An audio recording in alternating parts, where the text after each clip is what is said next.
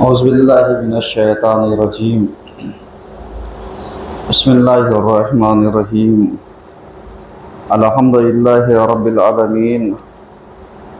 अस्सलातु वस्सलामु अला अशरफिल अंबिया'i वल मुरसलीन। अम्मा बाद फ़क़द क़ालल हुसैन अलैहिस्सलाम इन्नमा ख़रजतु लितलबि इस्लाहि फ़ी उम्मति जद्दी रसूलिल्लाह अन्ना अमरा बिल मारूफ़ व नही अनिल मुनकर। सल्लल्लाहु अलैहि वसल्लम। अज़ीज़ान गिरामी, आज के पहले खुतबे में सिलसिले मबाहिस को आगे बढ़ाते हुए हमारी गुफ्तगू इस उन्वान पर जारी है कि करबला हक़ व बातिल का मीनार है। हुज़ूर अल्लाह, चूँकि हमारी ये गुफ्तगू अय्याम अज़ा के मौके से जारी है, चूँकि करबला को हमने एक सानहा नहीं, एक आईन समझा है और इसी के ज़ुमरे में जो सही और गलत, हक़ और बातिल जो करबला ने हमें शनाख्त की, पहचानवाया, उस चीज़ को समाज तक पहुँचाने की कोशिश की जा रही है। क्योंकि हम लोगों ने 2 महीना 8 दिन गम मनाया, लेकिन जब सवाल एक क्वेश्चन मार्क ला करके खड़ा कर दिया जाता है कि 2 महीना 8 दिन में हमने सीखा क्या, क्योंकि ये बहुत अहम सवाल है और ये सवाल किसी खास से नहीं है, हमें अपने आप से है। यानी हर इंसान को अपने आप से सवाल करना चाहिए, अपने नफ्स से, अपने ज़मीर से, अपने विजदान से, कि हमने 2 महीना 8 दिन इमाम हुसैन अलैहिस्सलाम का गम मनाया सल्लल्लाहु अलैहि वसल्लम, तो हमने सीखा क्या। क्योंकि बिल्कुल वैसे ही जैसे आप स्कूल या कॉलेज या यूनिवर्सिटी में पढ़ने वाले अपने बच्चे के ऊपर निगाह रखते हैं और रोज़ाना डेली का डेली सवाल करते हैं, आज तुम गए थे सुबह 7:30 बजे से 2 बजे, 2:30 या 3 बजे तक, इतने घंटे तुम अपने स्कूल या कॉलेज में रहे, क्या पढ़ा, क्या समझ में आया। क्यों फिक्र है? इसलिए कि हम इसके पीछे इन्वेस्ट कर रहे हैं। यानी बच्चे की तालीम के लिए, उसकी तरबियत के लिए, उसकी एजुकेशन के लिए हम इन्वेस्ट कर रहे हैं। और क्वार्टरली जब हम अपने पेट का पैसा इस महंगाई के दौर में काट करके देते हैं, तो ये अभी बच्चों को एहसास नहीं होता कि घर का खर्चा पूरा कैसे होता है। ये तो वो गार्जियन जानता होगा कि जो इधर उधर से अपनी ज़रूरियात को, अपने वाजिबात में कटौती करके तुम्हारी तालीम के ऊपर इन्वेस्ट कर रहा है, वो समझता है कि ये अगर मौका तुमने गवाया तो गोया मेरी पूरी पूंजी जो हमने अपने पेट को, अपने जज्बात को काट करके तुम्हारे ऊपर लगाया, हमें रिटर्न क्या मिला। गौर कर रहे हैं। और अगर कहीं से अगर हम देखते हैं हमारा बच्चा कमजोर होता है या पढ़ाई में उसे समझ में या समझने में दुश्वारी होती है, तो हम इसके लिए क्या करते हैं? हम इसके लिए अलग से एक एडिशनल काम करते हैं, जो एक अच्छे ट्यूटर का इंतजाम करते हैं, जो वो हमारे बच्चे को क्या कर सके, जो कमियां हैं, जो समझ में नहीं आ रहा है, जो होमवर्क है, इसे ये क्या कर सके, पूरा करा सके। समझ में आ रहा है मेरी बातें? आप गौर से समझने की कोशिश कीजिएगा, ताकि हालात को अगर हम समझना चाहें तो बहुत आसानी समझ सकते हैं, क्योंकि ये बच्चे नहीं समझते, ना समझ सकते हैं, क्योंकि अभी ये उस मराहिल में नहीं है। क्योंकि जब तक वालिदैन बाहयात होते हैं, इनके सरों पर माँ बाप का साया होता है, तो ये बच्चे कुछ भी हो, गुर्बत में भी अपने माँ बाप के जेर साया बादशाह और मलका होते हैं। ये समझ रहे हैं? यानी बच्चों और बच्चियां माँ बाप के साये में जो परवान चढ़ते हैं, ये अपने दौर के सबसे अमीर तरीन फर्द होते हैं। इसका अंदाजा आप ऐसे लगाइए कि मालूम दिया एक बाप या एक माँ अपने जज्बात को एक किनारे रख देती है कि अगर हमने अपने जज्बात का इस्तेमाल किया तो इतना एवरेज महीने से कम हो जाएगा। लेकिन यही बच्चे जब जो होते हैं, पढ़ करके आए, खुशी से आए, पेपर अच्छा हो गया, रिजल्ट अच्छा हो गया, तो अब आकर के ये तकाजा करते हैं हमें कुछ इनाम चाहिए। अब इनाम चाहिए तो क्या यानी कोई सरकार, संस्था या जहां पर इंसान काम कर रहा है, प्राइवेट सेक्टर, क्या बच्चे के अच्छे मार्क आ जाने पर क्या आपकी सैलरी में इजाफा हो जाता है? देखिए सवाल है अली भाई, आप गौर कीजिएगा। क्यों? जब इजाफा नहीं होता और यही बच्चे माँ बाप से कहते हैं आज मुझे ये स्पेशल डिश खानी है, ये स्पेशल तोहफा चाहिए, गिफ्ट चाहिए, आज मार्केटिंग चलेंगे, ये हमें चाहिए। अब आप बताइए कौन माँ बाप ऐसे हैं जो अपने बच्चों की खुशियों पर लात मार दें? नहीं मारते ना। एडजस्ट से एडजस्टमेंट करने की कोशिश करते हैं। देखते हैं गुंजाइश कितनी है। गुंजाइश का मतलब क्या हुआ? गुंजाइश हमेशा नापी जाती है, अंदाजागिरी की जाती है, नतीजा वो किया जाता है। क्यों? क्योंकि जब हम परेशान होते हैं ना तो एडजस्टमेंट करते हैं। मसलन ये जो डेली का हमारा रूटीन चल रहा था, हमने इसमें कटौती की। कटौती कैसे की? मालूम दिया, हमने एवरेज लगाया आज के दिन भर का खर्चा कितना घर का। अब एक अंदाजे के मुताबिक बिलफर्ज एक मिसाल दे रहा हूं कि साहब 200 रुपए पर डे का खर्चा, 200 रुपए।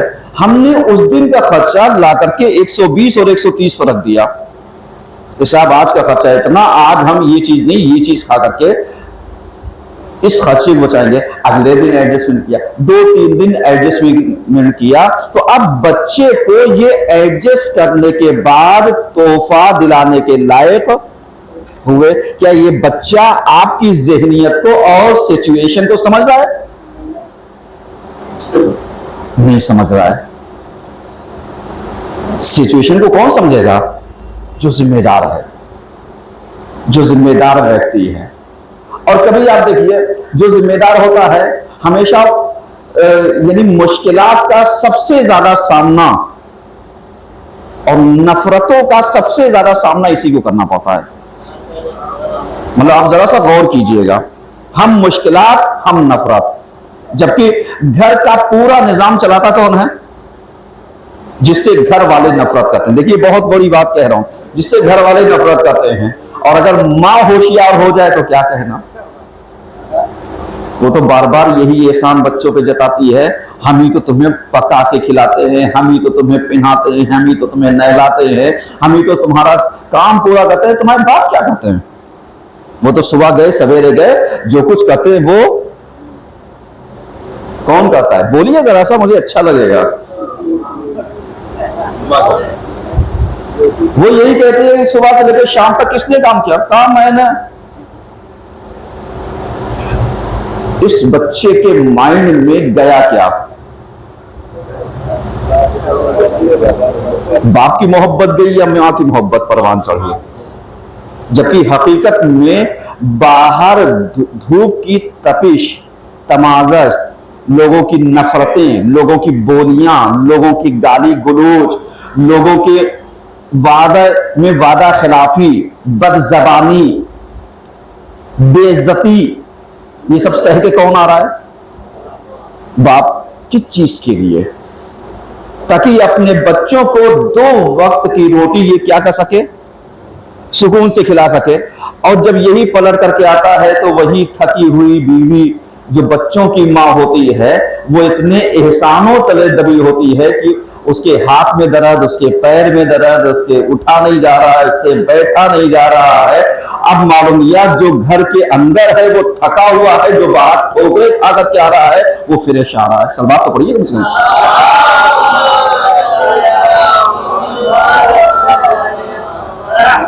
मैं सिर्फ आपको इसलिए इस चीज को बता रहा हूं ताकि आप इस चीज को समझिएगा कि नजरिया क्या होता है। और ये नजरिया जो है इंसान की फिक्र को, इंसान की लाइफ को, इंसान की जिंदगी को जो बच्चों के ऊपर असर डालती है वो क्या डालती है। यानी बाप हैं, आप जब तक मेरा खर्चा पूरा करते रहेंगे आप बाप हैं। जिस दिन आपने डपट दिया तो आप मेरे अच्छे बाप नहीं, बाप तो हैं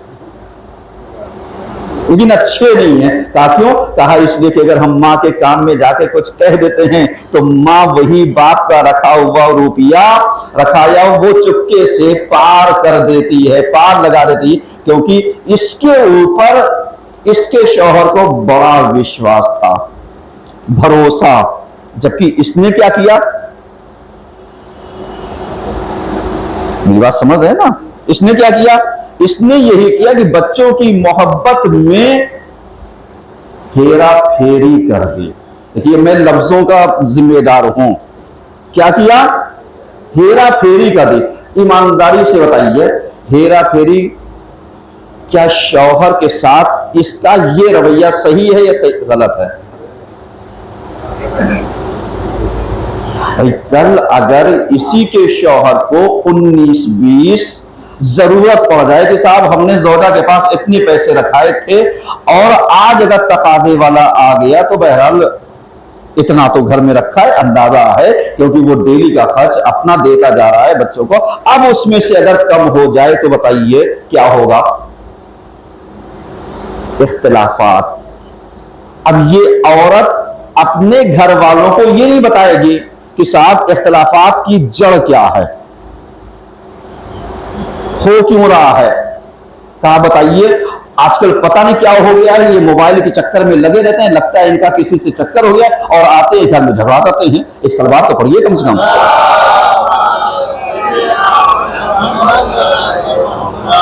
मेरी बात गौर से सुनिएगा। अब ईमानदारी बताइए, असलियत कौन जानता है? असलियत कौन जानता है? या बीवी जानती है या शौहर जानता है? न इसके माँ बाप जानते हैं न इसके माँ बाप जानते हैं। इसके माँ बाप उसके माँ बाप को तो छोड़िए, ये जो बच्चे पल रहे हैं इनको भी नहीं पता। अब नहीं पता तो ईमानदारी बताइए, ये दो के बीच की लड़ाई कौन क्लियर करेगा? इख्तिलाफात है ना, मुश्किलात है। मैं इसलिए इस चीज को कर रहा हूं क्योंकि ये जो 2 महीना 8 दिन हमने गम मनाया, सही और गलत को सीखने के लिए क्या सीखा? यही घर से हेरा फेरी, अमानत में खयानत, क्या सीखा? गलत के साथ गलत का सपोर्ट, सही के साथ सही का सपोर्ट, क्या सीखा? मेरी बात आप गौर कर रहे हैं ना? अब इसी चीज की लड़ाई को, जबकि हकीकत जानता कौन है? इन 2 के अलावा तीसरा नहीं जानता, क्योंकि जो अमानत देने वाला है वो जानता है मैंने कितना रखवाया, जिसने हेरा फेरी की वो जानता है मैंने इसमें से क्या किया। लेकिन वो ये सच ना उगल करके एक तीसरा बहाना एक मोबाइल को ला करके रख दिया कि साहब ये पूरी पूरी रात भर जगते हैं, लगे रहते हैं, इनका कहीं चक्कर है और ये इसलिए आकर के घर में झगड़ा करते हैं। जबकि झगड़े का रीजन ये नहीं है जो ये बयान कर रही है, लेकिन चूंकि समाज में मोबाइल आज बदनाम शय है, समझ रहे हैं ना? बदनाम शय है मोबाइल। क्योंकि इसकी चिट की वजह से, सोशल मीडिया की वजह से मुश्किलात ज्यादा हैं, सोल्यूशन कम है। अब जहां इस औरत ने ये कहा कि साहब ये मोबाइल लगे रहते हैं, अब कोई क्लियर नहीं करेगा ये लगे भी रहते हैं या नहीं लगे रहते। हो सकता है अपनी कंपनी का कोई काम कर रहा हो सकता है ऑनलाइन साइड में बिजनेस कर रहा हो सकता है ऑनलाइन कोई डीलिंग कर रहा हो, लेकिन हमने जो नजरिया दिया वो क्या दिया? लगे हैं। ये लगे हैं, लगे का मतलब क्या हुआ? यानी हम अपनी छोटी सी गलती के ऊपर अलैहिस्सलाम किन चीजों को डैमेज कर रहे हैं? अपनी लाइफ, जो मैरिज लाइफ थी उसको डैमेज किया, जो कॉन्फिडेंशियल लाइफ थी उसको डैमेज किया, जो भरोसे की लाइफ थी उसको डैमेज किया। घर की लाइफ गई, बाहर की लाइफ गई, बिजनेस गया, हालात खराब हुए, मिला क्या? मेरी बात समझ रहे ना? अब चूंकि औरत बिजनेस तो करती नहीं, वो तो घर की चाह दीवारी के अंदर उसको हर सामान मुहैया, जहां जरा से ही उसने लिस्ट उठाया, सामान दुकान पे भेज दिया, बेटा जाओ ये सामान लेना, बाप भर देंगे। अब उसे अंदाजा है कि सामान कितने का मंगाया, कितनी सैलरी, कितना क्या है, कितना खर्चा है, कितना तुमवारी, कितना हेरा फेरी, कितना यहाँ कितने व्यवहार में देना है, कितना यहाँ देना है, कितने बीमारी दुखी में देना है, कितना एक्सपेंशन है इसकी पढ़ाई के ऊपर। इससे औरत को मतलब नहीं है, उसको तो यह है तुम चाहे जहां से लेकर के आओ।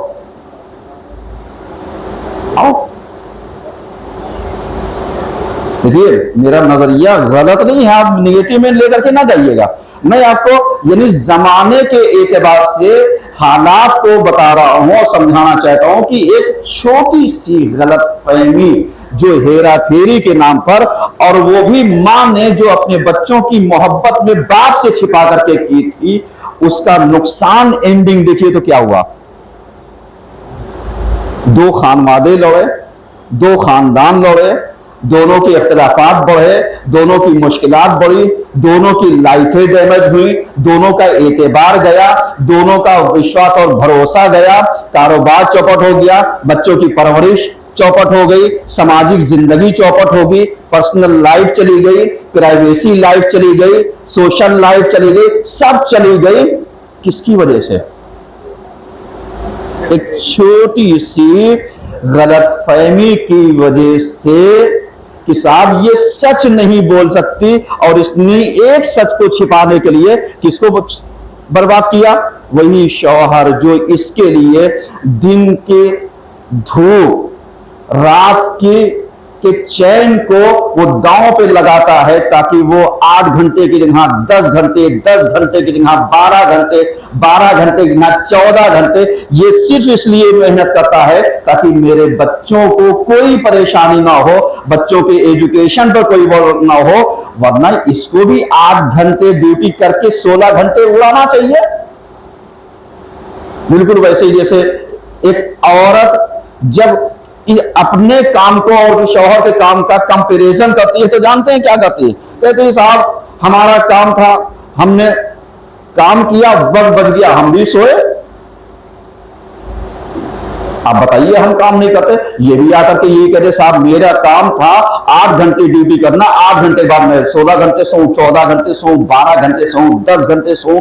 लेकिन चूंकि ये जिम्मेदार व्यक्ति है, इस वजह से ये देखेगा कि साहब मेरा घर 8 घंटे की मेहनत पर चल रहा है या इसे एक्स्ट्रा जरूरत है। अगर एक्स्ट्रा जरूरत है तो क्या करेगा? ओवर टाइम करेगा। सही है ना? क्या ये ओवर टाइम की थकन का इस औरत को एहसास है? वो तो यही दिन भर आए, हाथ दर्द, पैर दर्द, ये दर्द, वो दर्द, पड़े में खाना वो रखा है, निकाल लेना, खा लेना, वो हम जा रहे बहुत थके हुए, बच्चों ने बहुत थकाया है दिन भर। अल्लाह बंदत भी इससे भी पूछ लो गरीब से कि ये भी थका होता है या नहीं है, इसके भी सर में पेन ऑन होता है नहीं है। समझ में आ रहा है ना? जब इस चीज को समझिएगा, वो चीज जो हमारा खर्चा उठा रहा है, जब हम उसके नहीं हो पा रहे हैं तो समाज के क्या होंगे?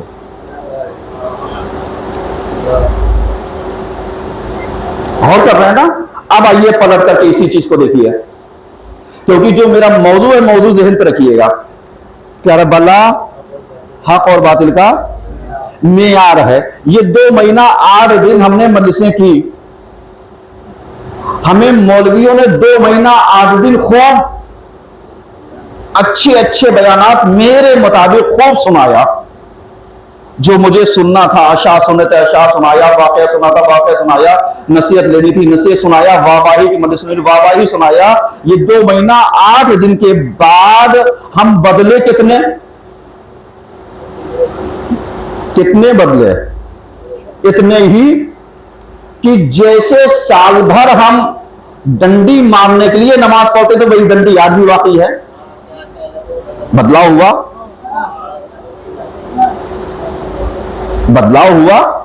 साहब आप बताइए, इमाम हुसैन इस्लाम की नमाज को याद किया कि साहब उन्होंने हंगामे जंग नमाज पढ़ी, हंगामे जंग नमाज पढ़ी। हम क्या करते हैं, हम नमाज का टाइम उतना बिता देते हैं ताकि हम ये वक्त अपने घर में दे करके आराम कर लेंगे। हमने ये 2 महीना 8 दिन में सीखा क्या? नमाज ही तो वाजिब ही तो हम पहले भी पढ़ते थे, अब भी पढ़ते हैं। पहले भी 4 रकअत नमाज 4 ही रकअत थी, 3 रकअत नमाज 3 ही रकअत थी, 2 रकअत की नमाज 2 ही रकअत थी, एक्स्ट्रा तो नहीं हो गई ना। तो बदलाव क्या आया? ये 2 महीना 8 दिन में क्या बदले, क्या सीखे, क्या हम सीखना चाहते थे, क्या बदलना चाहते थे? बदलाव अगर देखना है तो पलट करके देखो, नमाजों के अंदर खुलूस कितना आया, नमाजों के अंदर अमानतदारी कितनी आई, नमाजें पढ़ने से सुकून कितना आया, करार कितना आया, अल्लाह को इसी बहाने हमने वक्त कितना दिया, अल्लाह की इबादत करने के लिए हमने खुसूसी वक्त में इजाफा किया या नहीं किया, या वही मालूम दिया हम जुमा वाले दिन और ईद बकरीद वाले दिन के लिए रह गए। समझ रहे ना? यानी ये चीजें उन चीजों को दर्शाती है कि हमारे अंदर चेंजिंग क्या आई। मेरे अजीजों, ये 2 महीना 8 दिन जो हम हुसैन के नाम के ऊपर इतना ज्यादा वक्त हमने दिया, आप उठा करके देख लिए, यहां से लेकर अगर वो पूरा कैमरा घुमाया जाए तो आपको नजर आ जाएंगे कि नमाजियों से बड़ा दस्ता अंजुमनों का दिख जाएगा। दिखेगा नहीं दिखेगा? हाँ बोलिए, ना बोलिए, कुछ तो बोलिए, सलवात तो पढ़िए कम से कम।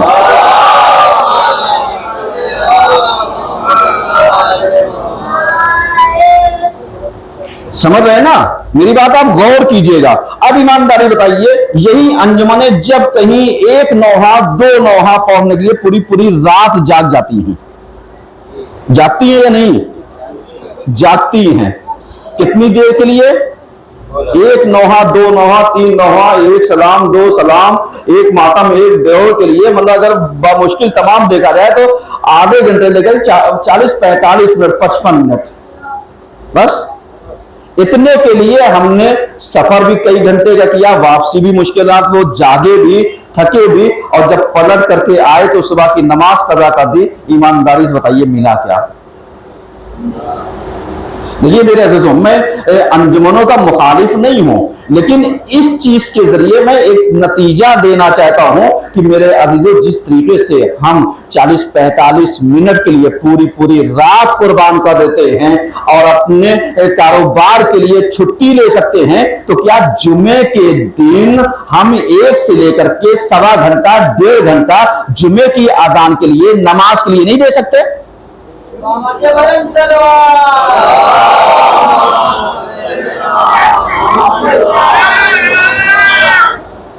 गौर कर रहे हैं ना मेरी बात?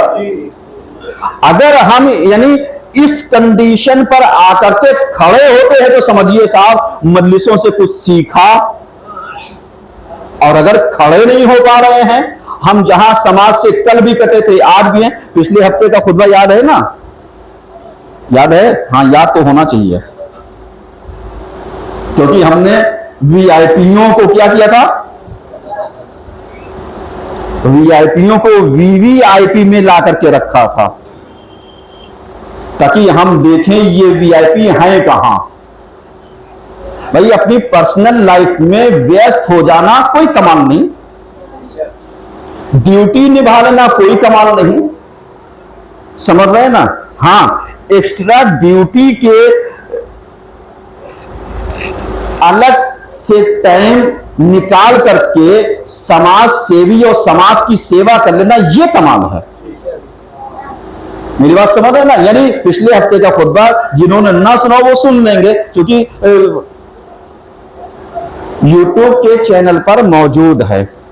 और आप गौर कीजिएगा, ये बातें हिदायतें दी जाती हैं, लेकिन समाज इतना चालाक है कि वो जब सुनेगा नहीं तो असर क्या होगा,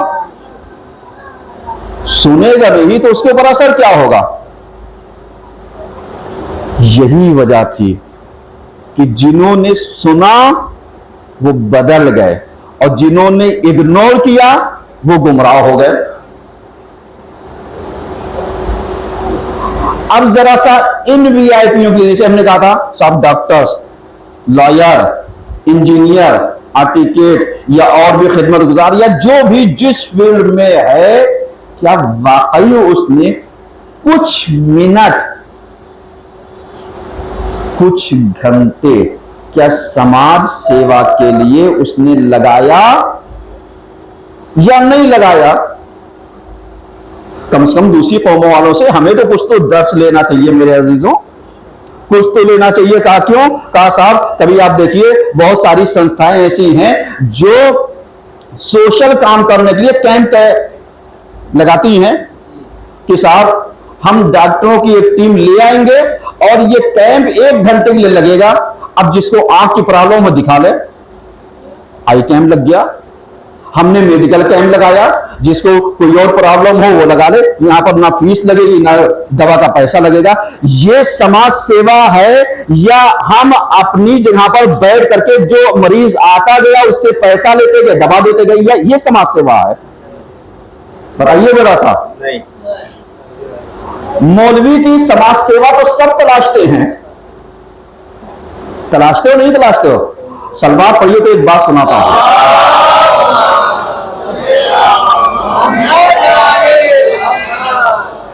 भाई मौलवी की जिंदगी जो है ना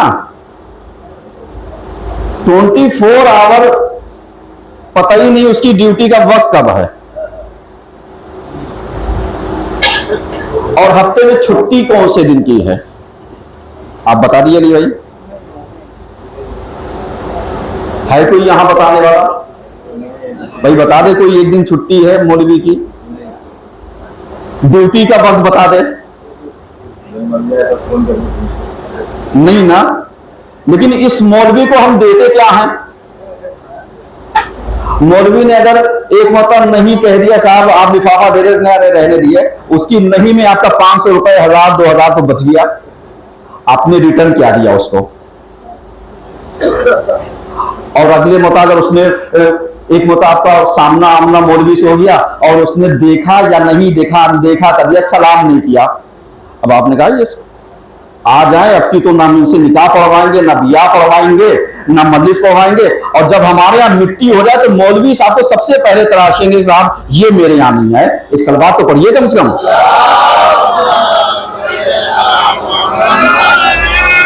क्योंकि साहब पुरसा देने मौलवी को आना चाहिए और निकाह पढ़ाने के लिए वो तो मेरी मर्जी, हम जिससे चाहे पढ़ाएंगे। जब मजलिस की बात आए वो तो एक टापर मौलवी लेकर के आएंगे जो बगैर हिसाब किताब के जन्नत में भेज देगा, उसको लेकर के आएंगे और भरपेट लिफाफा देंगे और वाहवाही का गुणगान ये भी गाएगा वो भी गाएगा। अब अगर सच्चाई जाननी हो किसी भी इंसान की तो वहां के मकामी मौलवी से पूछ लो ये कितना बड़ा रियाकार है, कितना बड़ा मक्कार है, कितना बड़ा ईमानदार है, जिसकी दूसरे मौलवी तारीफ करते हैं। तो मियां जब 2 महीना 8 दिन में ये तुम्हारी समझ में अभी तक नहीं आ पाया तो तुम्हारी समझ में समाज की बारीकियां क्या आएंगी। सलवार तो पढ़िए कम से कम।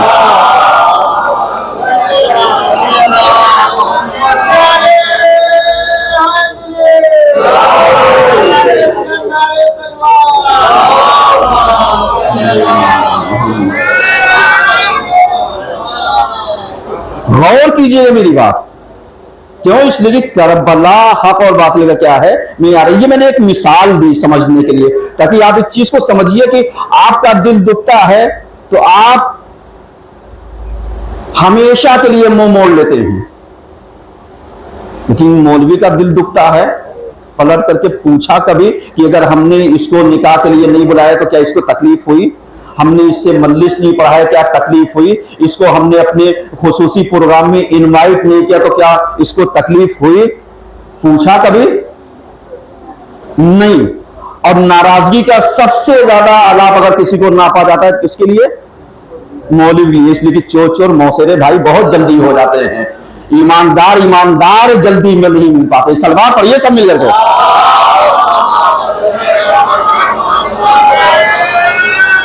बस आखिरी बातें कहना चाहता हूं, क्यों? करबला हक और बातिल का मेयार है। समझिएगा समाज को जरा सा, क्योंकि आज गलत के साथ खड़े होने वाले हजार हैं और सही के साथ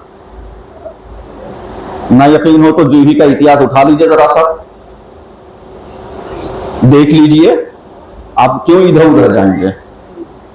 देखिए बिगड़ा क्या क्या, बना क्या क्या, और हम खड़े कहां कहां हैं, मुखालफत में मुआफिकत में कहां पर खड़े हैं। तो जहां हम जिस इलाके में मौजूद हैं, जब वहां की बारीकियों को नहीं समझ पाते तो दूर से बहुत सारी चीजों को क्या देख सकते हैं? कभी नहीं देख सकते, कभी नहीं समझ सकते। जैसे हमने मिसाल दिया था कि एक बीवी की हेरा फेरी ने नुकसान कितना पहुंचाया, बहुत ज्यादा। दो खानदान को लड़ा दिया, दो कबीले को लड़ा दिया, दो खानवादे को लड़ा दिया, घर वालों को लड़ा दिया, सारी जिम्मेदारियों खत्म, सोशल खत्म, समाज खत्म, बिजनेस खत्म, सब खत्म। लेकिन ये सच नहीं कबूल पाई कि ये सिर्फ इतना जो कुछ बिगड़ा मेरी हेरा फेरी से। अगर ये कह देती तो सब कुछ क्या हो जाता, खत्म हो जाता। लेकिन ना इसने सच बताने की जुर्अत की और ना समाज वालों ने सच जानने की कोशिश की। औज़ु बिल्लाहि मिनश शैतानिर रजीम, बिस्मिल्लाहिर रहमानिर रहीम। वल अस्र इन्नल इंसाना लफी खुस्र इल्ला लज़ीना आमनु व अमिलुस सालिहाति व तवासौ बिल हक़्क़ि व तवासौ बिस सब्र।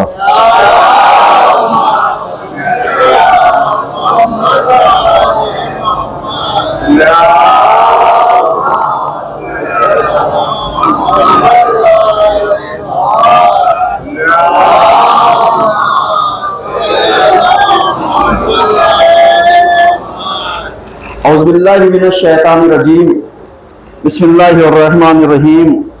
अल्हम्दुलिल्लाहि रब्बिल आलमीन, अस्सलातु वस्सलामु अला अशरफिल अंबिया'i वल मुरसलीन, अम्मा बाद फ़क़द क़ाल रसूलुल्लाह सल्लल्लाहु अलैहि वसल्लम, इन्नल हुसैना मिस्बाहुल हुदा व सफ़ीनतुन नजात। सल्लल्लाहु अलैहि वसल्लम।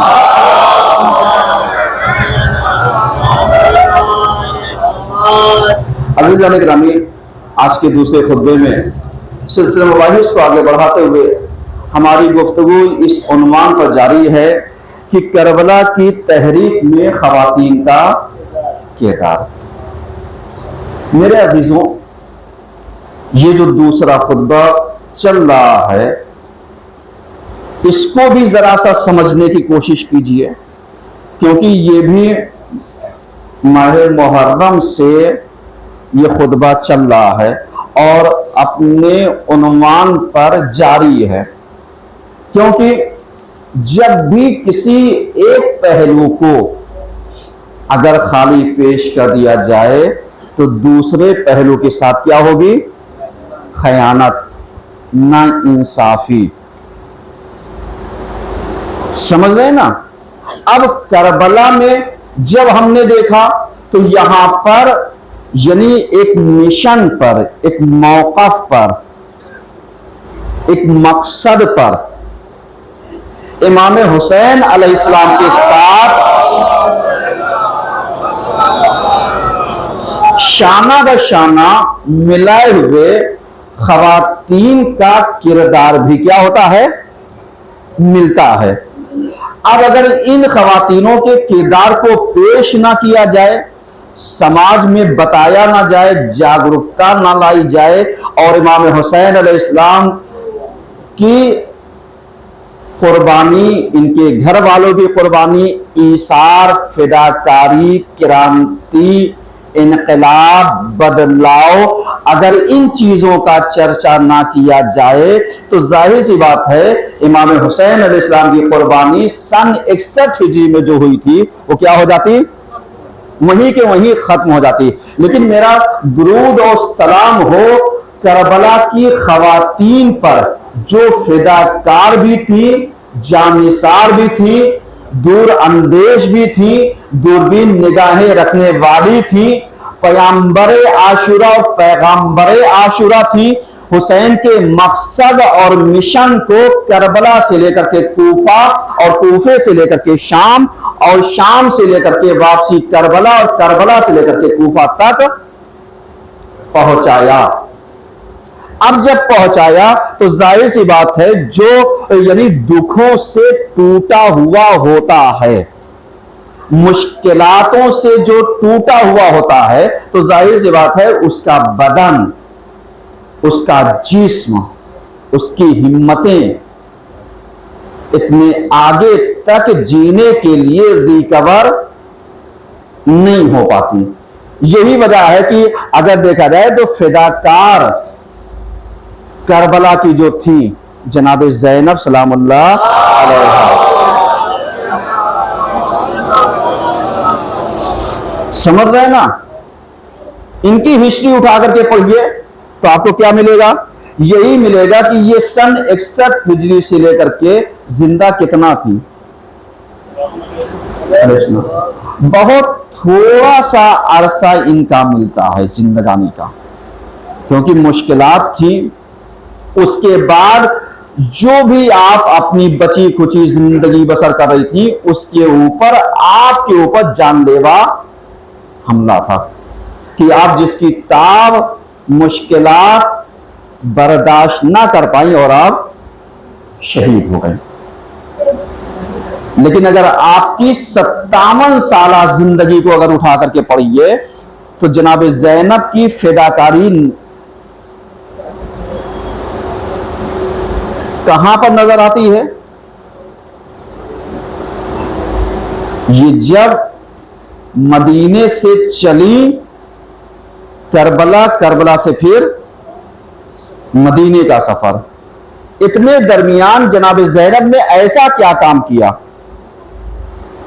कि जिसमें ज़ैनब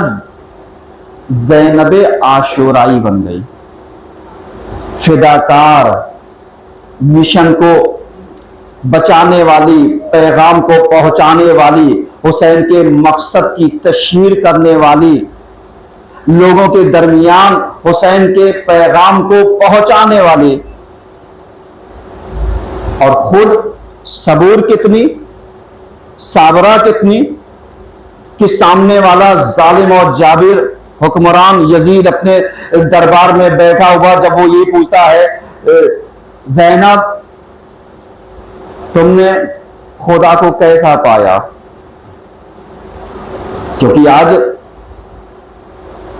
अगर इसी चीज को जरा सा आप देखिए, मैं एक मिसाल दूं उसके बाद आगे बढ़ता हूं ताकि यानी पैगाम को आप तक पहुंचाऊं और समझाने की कोशिश करूं ताकि आप समझिए।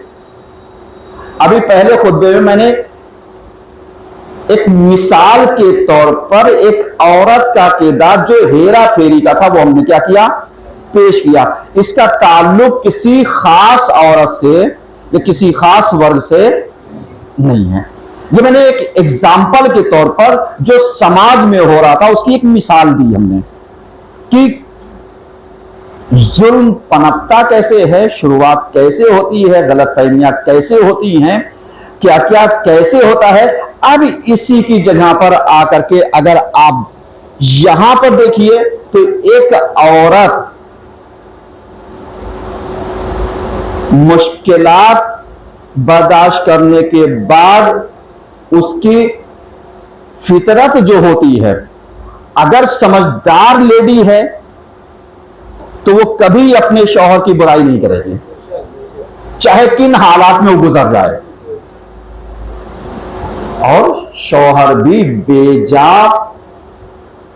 किसी पर सख्ती नहीं करता है, समझिएगा। और अगर कहीं पर सख्तियां होती हैं तो अदालतें हैं, कि जहां पर फैसले होते हैं, सुनवाई होती है, प्रूफ के आधार के ऊपर यानी सजाएं सुनाई जाती, यही तो होता है ना ये सारी चीजें। क्योंकि अगर जुल्म किया तो सजा मिलेगी। अब आप जरा सा अंदाजा लगाइए, औरत अगर समझदार ना हो तो एक नाकारा, नासमझ, कम फहिम, दूर अंदेशी ना रखने वाली औरत, अगर उसको मजाक में शौहर उससे छेड़खानी कर दे, देखिए मैं अपने जुमलों का जिम्मेदार हूं, आप गौर कीजिएगा, मैं मैसेज देना चाहता हूं, आप जाकर के औरतों को पिंका मत दीजिएगा। क्योंकि आज बहुत बड़ी मुश्किलात ये होती हैं कि मौलाना अलमदार साहब अगर कोई चीज समाज सुधार के लिए कोई मिसाल दे तो मिसाल ले जाकर किसी खास के ऊपर क्या कर दी जाती है, चिपका दी जाती है। तो मेरे अजीजों, मैं बार बार कह रहा हूं कि किसी खास के लिए नहीं है, मैं मिसाल दे रहा हूं ताकि समाज की वो मुश्किलात जो आज हर कोई 19-20 करा रहा है, उस चीज को पेश करना चाह रहा हूं ताकि समझदार औरत जब खुतबा सुने तो समझदारी से काम ले, और बाशऊर और बाफहम शौहर इस खुतबे को डायरेक्ट जब सुने तो घर के अंदर मुश्किलात क्रिएट करने के बजाय उसका सोल्यूशन ढूंढे। समझ रहे हैं? अब जरा सा यहीं पर आइए कि जो अक्लमंद औरत होती है वो कभी भी अपने शौहर की बुराई नहीं करती, नमक रोटी खा लेगी, घर वालों का फोन आएगा, अल्हम्दुलिल्लाह शुक्र जो कुछ भी मिल रहा है। क्योंकि जब हम अच्छे में थे तब भी मेरा शौहर था, आज हालात खराब हैं तब भी मेरा शौहर। समझिएगा ना, ये कि मतलबी औरत बन जाए। अच्छाई में तो हम तुम्हारे साथ साथ, जब हालात अच्छे थे, ताकत थी, जवानी थी, पैसा था, दौलत थी, तो हम तुम्हारे साथ। आज तुम बुढ़ापे कम माइल हो गए, ताकत कम हो गई, बिजनेस फ्लॉप हो गया, प्रॉपर्टी कम हो गई, जिम्मेदारियां बढ़ गई, तो अब इसके बाद यही किनारा करके कहे अब जब तुम जाओ अपना, क्योंकि तुम तुम्हारे मोहब्बत के घर भी मेरा नाम, दुकान भी मेरा नाम, बिजनेस भी मेरा नाम, अब तुम जाओ कहां, जो कुछ तुम्हारे नाम हो तुम लेकर के जाओ, जो कुछ मेरे नाम है। और अदालत ऐसा फैसला क्या करेगी? मेरी बात गौर कीजिएगा साहब, अदालत ऐसे मौके पर क्या करेगी? औरत ये कहेगी साहब ये प्रॉपर्टी मेरे नाम, ये कागजात, ये रजिस्ट्री, ये दाखिल खारिज। अदालत कहे हाँ भाई ठीक है, लेकिन क्या अदालत को पलट करके पीछे नहीं जाना चाहिए? ये प्रॉपर्टी तेरे बाप ने लाई है, सलवार तो पढ़िए कम से कम।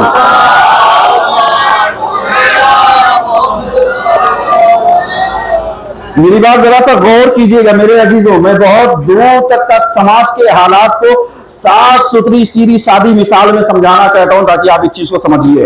अब यही औरत इख्तिलाफ करती है, भाई ये शौहर खूब चाहता था बीवी को अपने सारे प्रॉपर्टी, ये बंगला तुम्हारे नाम, ये जमीन तुम्हारे नाम, ये फ्लैट तुम्हारे नाम, क्यों? इसलिए कि हम जब तुम्हारे नाम है तो सारी चीज तुम्हारे नाम, ठीक है। और यही आगे चल करके कहे जाओ मुझे तुम्हारे साथ जिंदगी बसर नहीं करनी है, क्योंकि वो फेवर कर चुकी है, फेवर में ला चुकी है अपने बच्चों को। अब जब ला चुकी है तो तन्हाई का शिकार कौन? वही बाप जो पिसा शुरू से लेकर के आखिर तक। अब जरा सा मैं इस चीज को 2-3 जुमलों में नतीजा देना चाहता हूं, चूंकि वक्त कम है और बकिया बातें आइंदा। अब जरा सा वो कीजिएगा कि जब ये केस पहुंचा अदालत, तो अदालत को जो सवाल करना चाहिए वो यही, ये बता दे प्रॉपर्टी आई कहां से, तू मालिक बनी कैसे, तेरे घर वालों ने पैसा दिया, या तू बिजनेस करती थी या कमाती थी, या ये तेरे शौहर ने वो किया, या तेरे बच्चों का है। अगर इन चीजों के ऊपर आज अदालत गौर व फिक्र करने लगे तो असली हक जो है हकदार तक पहुंच जाएगा, और ऑटोमेटिक जो झगड़ा हो रहा था वो भी खत्म हो जाएगा, जो मुश्किलात पेश हो रही थी वो भी हो जाएगा। ना ये कि अदालत के सबूत तो ये है, गवाह ये है, अब औरत की मर्जी है, चाहे तुम्हारे साथ रहे ना रहे तो मियां कल भी वो जुल्म में जी रहा था, आज भी जुल्म में जिएगा, तो इसको इंसाफ कहां से मिलेगा। इंशाअल्लाह आज की हदीस के साथ ठीक 8:30 बजे इसी मकतब इमामिया में होगी। हज़रात कसी तादाद में तशरीफ लेकर के आइएगा। और बिल्लाहि मिनश शैतानिर रजीम, बिस्मिल्लाहिर्रहमानिर्रहीम, अल्लाहु ला युसल्लूना अला नबी या अय्युहल्लज़ीना आमनू सल्लु अलैहि व सल्लिमू तस्लीमा। अल्लाहुम्मा सल्लि अला सय्यिदिना मुहम्मद सल्लल्लाहु अलैहि वसल्लम व अला अमीरिल मोमिनीन अली इब्न अबी तालिब व अला फातिमा मुहम्मद व अला रसूल मुस्तफा व हुसैन शहीद बिकरबला व अली हुसैन मोहम्मद इब्न जाफर मोहम्मद व मूसा इब्न जाफर व अली मूसा मोहम्मद इब्न अली व अली मोहम्मद व हसन इब्न अली अलैहिस्सलातु वस्सलाम। अल्लाहुम्मा सल्लि अला मौलाना साहिब ज़मान माही आसार अल बिदअत तुग़यान वहाद में अमन शिर्क व निफाक, परवरदिगार हमारी इस क़लील सी इबादत